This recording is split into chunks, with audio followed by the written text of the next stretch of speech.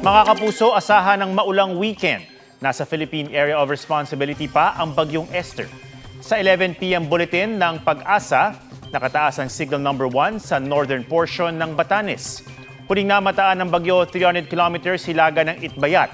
Taglay ang lakas ng hangin na 45 kilometers per hour, bugsong aabot sa 55 kilometers per hour at galaw na 15 kilometers per hour pahilagang Silangan.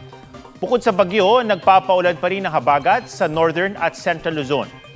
Base sa datos ng Metro Weather, posibleng ulanin bukas ang buong Luzon, ilang lugar sa Western Visayas at sa Mindanao. Asahan naman ang katamtaman hanggang malakas sa buhos ng ulan sa linggo sa buong Luzon, lalo sa tanghali hanggang hapon.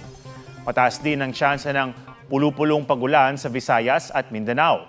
Sa Metro Manila, asahan bukas na mag-uumpisa ang ulan sa tanghali na posibleng tumagal hanggang hapon. Posible namang tumagal hanggang gabi ang mga pag-ulan sa linggo.